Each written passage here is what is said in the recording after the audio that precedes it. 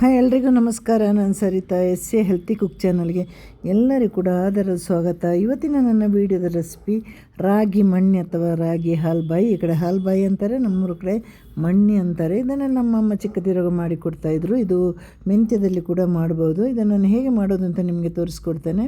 ಇಲ್ಲಿ ನಾನು 1 ಗ್ಲಾಸಷ್ಟು ರಾಗಿ ತಗೊಂಡಿದ್ದೇನೆ. ಈ ರಾಗಿನ ಚೆನ್ನಾಗಿ ತೊಳಿಬೇಕು. ನಾವು ಅದು ನಮ್ಮ ಒಳ್ಳೆ ಈ ಪ್ಯಾಕೆಟ್ ರಾಗಿ ತರೋದು ಒಳ್ಳೆಯದು ನಮಗೆ. ಯಾಕೆಂದರೆ ಪ್ಯಾಕೆಟ್ ರಾಗಿ ತಂದರೆ ನಮಗೆ ಅದರ ಕಲ್ಲು ಹೀಗೆಲ್ಲ ಆರಿಸಿ ತೆಗಿಬೇಕಾಗಿಲ್ಲ, ಚೆನ್ನಾಗಿ ತೊಳೆದ್ರಾಯಿತು. ಇದನ್ನು ಸಾಮಾನ್ಯವಾಗಿ ಒಂದು 5-6 ಬಾರಿ ತೊಳಿಬೇಕು. ಯಾಕಂದ್ರೆ ತೊಳೆದಷ್ಟು ಅದರ ಹೊಟ್ಟು ಬರ್ತಾನೆ ಇರುತ್ತೆ. ತೊಳೆದ ಮೇಲೆ ನೆನೆ ಹಾಕಿ ಕನಿಷ್ಠ ಪಕ್ಷ 6 ಸಲ ಅದು ತೊಳಿಬೇಕು. ಇಲ್ಲಿ ನಾನು ಬಾದಾಮಿ ಕೂಡ ತಗೊಂಡಿದ್ದೇನೆ. ಬಾದಾಮಿ ಇಲ್ಲಿ ಆಪ್ಷನಲ್ ಅಲ್ಲ, ಆದರೆ ಹಾಕಿದರೆ ತುಂಬ ಚೆನ್ನಾಗಿರುತ್ತೆ. ಆದರೆ ತುಂಬ ಪುಡಿ ಮಾಡಿ ಹಾಕಬೇಕು. ಹಾಗೆ ಗೋಡಂಬಿ ಹಾಕ್ಬೋದು. ದ್ರಾಕ್ಷಿ ಸಾಮಾನ್ಯವಾಗಿ ಹಾಕೋದಿಲ್ಲ, ಯಾಕಂದರೆ ಹಾಲ್ಬಾಯಿ ಕಟ್ ಮಾಡುವಾಗ ಅದು ಕಟ್ಟಾಗಿ ಹೋಗುತ್ತೆ, ನಮಗೆ ಹಲ್ವಾ ಪೀಸ್ ಥರ ಬರೋದಿಲ್ಲ. ಇಲ್ಲಿ ನಾನು ಸೇಮ್ ಅಳತೆಗೆ ತೆಂಗಿನ ತುರಿ ತಗೊಂಡಿದ್ದೇನೆ. ಒಂದು ಚಿಕ್ಕ ತೆಂಗಿನ ಕಾಯಿನ ಫುಲ್ಲು ತಗೊಂಡಿದ್ದೇನೆ. ಅದನ್ನೀಗ ತುರಿದಿಟ್ಟಿದ್ದೇನೆ. ಹೆಚ್ಚಿನವರು ರಾಗಿನ ಬೇರೆ ಹಾಲು ತೆಗಿತಾರೆ, ಹಾಗೆ ತೆಂಗಿನ ತುರಿಯ ಬೇರೆ ಹಾಲು ತೆಗಿತಾರೆ. ಅದು ಎರಡನ್ನೂ ಮಾಡ್ಬೋದು. ಈಗ ರಾಗಿನ ಮತ್ತು ತೆಂಗಿನ ತುರಿನ ಒಟ್ಟಿಗೆ ಹಾಕಿ ನಾನು ಹಾಲು ತೆಗಿತೀನಿ. ಆದರೆ ಫಸ್ಟ್ ಹಾಲು ಮತ್ತು ಸೆಕೆಂಡ್ ಹಾಲು ಅಂತ ಹೀಗೆ 2 ತಗೊಳ್ಬೇಕು. ಮತ್ತು ಇದನ್ನು 2 ಸಲವಾಗಿ ರುಬ್ಬಬೇಕು. ಒಂದು ಸಲವಾಗಿ ರುಬ್ಬಿದರೆ ಅದು ನಮಗೆ ಹಾಲು ತೆಗಿಲಿಕ್ಕಾಗಲ್ಲ. ಯಾಕಂದ್ರೆ ನೀರು ಸ್ವಲ್ಪ ಗಟ್ಟಿಯಾಗಿ ರುಬ್ಬಿ ನಂತರ ನೀರು ಹಾಕಿ ರುಬ್ಬಬೇಕು. ಹಾಗಾಗಿ ನಮಗೆ 2 ಸಲ ರುಬ್ಬೋದು ಒಳ್ಳೆಯದು. ಈಗ ಇದನ್ನು ನೈಸಾಗಿ ನಾನು ಮೊದಲು ರುಬ್ಕೊಂಡು ಬರ್ತೇನೆ. ನೆಕ್ಸ್ಟ್ ಇನ್ನೊಂದು ಸಲ ರುಬ್ಬಿ ನಾವು ಈ ಥರ ಹಾಕಬೇಕು. ಹಾಕಿ ಅದಕ್ಕೆ ಈಗ ನಾವು ಏನು ಮಾಡಬೇಕು, ಸಣ್ಣ ಒಂದು ಜರಡ ಪಾತ್ರೆ ಮತ್ತು ಶುದ್ಧವಾದ ಬಟ್ಟೆ. ಇದಕ್ಕೆ ಹಾಲು ತೆಗೆಯೋ ಬಟ್ಟೆಗೆ ಯಾವಾಗಲೂ ಸೋಪ್ ಹಾಕಿ ತೊಳಿಬಾರ್ದು. ಅದನ್ನು ಹಾಗೇ ಕಲ್ಲಲ್ಲಿ ಉಜ್ಜಿ ತೊಳಿಬೇಕು. ನೋಡಿ, ಇಂಥ ಬಟ್ಟೆಯನ್ನು ಸೋಪ್ ಹಾಕಿದರೆ ಅದರಲ್ಲಿ ಸೋಪಿನ ಅಂಶ ಇರುತ್ತೆ. ಈಗ ತೆಂಗಿನ ಕಾಯಿದು ಮತ್ತು ರಾಗಿ ಎರಡರದ್ದು ಹಾಲು ಒಟ್ಟೊಟ್ಟಿಗೆ ನಾನು ತೆಗಿತಾ ಇದ್ದೇನೆ. ಎರಡನ್ನು ಒಟ್ಟಿಗೆ ನೈಸಾಗಿ ರುಬ್ಕೊಂಡು ಬಂದಿದ್ದೇನೆ. ನಿಮಗೆ ಆದಷ್ಟು ಎಷ್ಟು ಸಾಧ್ಯನೋ ಅಷ್ಟು ಹಿಂಡಿ ತೆಗೀರಿ. ಹಿಂಡಿ ತೆಗೆದ ಮೇಲೆ ಇದನ್ನು ಮತ್ತೊಂದು ಸಲ ಕೂಡ ನೀವು ರುಬ್ಬಬೇಕು, ಸ್ವಲ್ಪ ನೀರು ಹಾಕಿ. ಆಗ ಪೂರ್ತಿಯಾಗಿ ನಮಗೆ ಹಾಲು ಸಿಗುತ್ತೆ. ಇದು ನಾವು ರಾಗಿ ಮಣ್ಣಿ ಅಥವಾ ರಾಗಿ ಹಾಲ್ಬಾಯಿ ಮಾಡುವಾಗ ಇದು ಬಹಳ ತೆಳ್ಳಗಿರಬೇಕು ಹಿಟ್ಟು. ತುಂಬ ಗಟ್ಟಿಯಾದರೆ ಅದು ಕರೆಕ್ಟಾಗಿ ಬರೋದಿಲ್ಲ. ಹಾಗಾಗಿ ಇದರ ಹಾಲು ತೆಗೀರಿ. ಚೆನ್ನಾಗಿ ಹಾಲು ಹಿಂಡಿ ತೆಗೆದ ಮೇಲೆ ಮತ್ತೆ ಆ ಒಂದು ಬಾಕಿ ಇರೋ ಹೊಟ್ಟೆಲ್ಲ ಇದೆ ಅಲ್ವ, ಅದಕ್ಕೆ ಮತ್ತಷ್ಟು ನೀರು ಹಾಕಿ ಮತ್ತೆ ತೆಗೀರಿ. ನೋಡಿ, ಈಗ ಒಂದೇ ಒಂದು ಸಣ್ಣ ಒಂದು ತರಿ ಕೂಡ ನನ್ನ ಈ ರಾಗಿ ಮತ್ತು ತೆಂಗಿನಕಾಯಿ ಹಾಲಲ್ಲಿ ಇಲ್ಲ. ನೋಡಿ, ಈಗ ಇದನ್ನು ಕೂಡ 2ನೇ ಸಲವಾಗಿ ತಗೊಳ್ಬೇಕು. ಇದಕ್ಕೆ ಸೆಕೆಂಡ್ ಹಾಲು ಅಂತಲೇ ಅನ್ನೋದು. ಪಾಯಸಕ್ಕೆಲ್ಲ ತೆಗೆಯುವಾಗೆ ತೆಗೀರಿ. ಒಂದು ಬಟ್ಟೆ, ಶುದ್ಧವಾದ ಬಟ್ಟೆ ಇಟ್ಕೊಳ್ಳಿ, ನಮಗೆ ಈಸಿ ಆಗುತ್ತೆ ತೆಗೀಲಿಕ್ಕೆ. ಆಮೇಲೆ ತುಂಬ ಚೆನ್ನಾಗಿ ಬರುತ್ತೆ.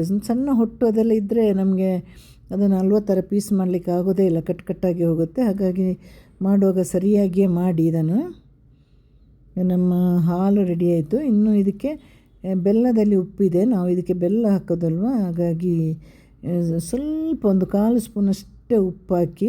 ನಿಮಗೆ ಡಾರ್ಕ್ ಕಲರ್ ಬೇಕಂದರೆ ಸಾಧಾರಣ ಬೆಲ್ಲ ತಗೊಳ್ಳಿ. ನಿಮಗೆ ಆರ್ಗ್ಯಾನಿಕ್ ಬೆಲ್ಲ ಹಾಕಿದರೆ ಇದು ಕಲರ್ ಬರೋದಿಲ್ಲ, ಆದರೆ ತುಂಬ ಇನ್ನೊಂದು ಆ ಕಲರಿಗಿಂತ ತುಂಬ ಟೇಸ್ಟಿಯಾಗಿರುತ್ತೆ. ಈಗ ಇದನ್ನು ಒಂದು ಮೀಡಿಯಮ್ ಫ್ಲೇಮಲ್ಲಿ ಇಟ್ಟು ನೀವು ಅಲ್ಲಿಂದ ಕದಲಬಾರ್ದು. ಇದನ್ನು ಫುಲ್ಲು ಕದರ್ತಾ ಬನ್ನಿ. ಇದು ಕದರ್ತಾ ಬರುವಾಗ ಇಲ್ಲಿ ನಾನೊಂದು 300 ಗ್ರಾಮಷ್ಟು ಬೆಲ್ಲ ತಗೊಂಡಿದ್ದೇನೆ. ಅದರಲ್ಲಿ ನಿಮಗೆ ಹೆಚ್ಚು ಕಮ್ಮಿ ಮಾಡ್ಬೋದು. ನಿಮಗೆ ಜಾಸ್ತಿ ಸಿಹಿ ಬೇಕಂದರೆ ಜಾಸ್ತಿ ತಗೊಳ್ಬೋದು. ಇಲ್ಲಿ ನಾನು ತೆಗೆದಿದ್ದು ಶುದ್ಧವಾದ ಆರ್ಗ್ಯಾನಿಕ್ ಬೆಲ್ಲ.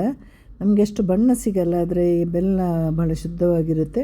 ಕಲಿಸ್ತಾ ಬರುವಾಗ ಬೆಲ್ಲ ಹಾಕಿದ ನಂತರ 1-1.5 ಸ್ಪೂನಷ್ಟು ತುಪ್ಪ ಹಾಕಿ. ಅದು ಒಳ್ಳೆ ಸ್ಮೂತಾಗಿರುತ್ತೆ ಮತ್ತು ನಮಗೆ ತಿನ್ನಲಿಕ್ಕೂ ಟೇಸ್ಟಿಯಾಗಿರುತ್ತೆ. ಹಾಗೆ ಸ್ವಲ್ಪ ಏಲಕ್ಕಿ ಪುಡಿಯನ್ನು ಕೂಡ ಹಾಕಿ ಇದನ್ನು ಕದಡಿಸ್ತಾ ಬನ್ನಿ. ಆಮೇಲೆ ನಾವು ನೆನೆ ಹಾಕಿದ ಬಾದಾಮಿಯ ಸಿಪ್ಪೆ ತೆಗೆದು ಪುಡಿ ಮಾಡಬೇಕು ಅದನ್ನು. ಅದು ಯಾಕಂದರೆ ಪುಡಿ ಮಾಡಿದಾಗ ನಮಗೆ ಅಲ್ಲಿ ಬಾದಾಮಿ ಪೀಸ್ ಇದ್ದರೆ ನಮಗೆ ಅದು ಮಾಡಲಿಕ್ಕೆ ಬರೋದಿಲ್ಲ ಅಲ್ವಾನ, ಅಥವಾ ರಾಗ್ಬಾಯಿನ ಮಾಡಲಿಕ್ಕೆ ಬರೋದಿಲ್ಲ. ಹಾಗೆ ಇದನ್ನು ಚೆನ್ನಾಗಿ ಹಾಕಿ ಇವಾಗ ಕಲಸಿದ ಮೇಲೆ ಇನ್ನೂ ಸ್ವಲ್ಪ ಗಟ್ಟಿ ಒಂದು ಅಳತೆಗೆ ಬರಬೇಕು. ಇದು ಸರಿಯಾಗಿ ಬೇಯುತ್ತೆ. ಇವಾಗ ನಾವೀಗ ಆಲ್ರೆಡಿ ಏಲಕ್ಕಿ ಪುಡಿ ಹಾಕಿದ್ದೀವಿ, ಬಾದಾಮಿ ಪುಡಿ ಹಾಕಿದ್ದೀವಿ, ಬೆಲ್ಲ ಹಾಕಿದ್ದೀವಿ.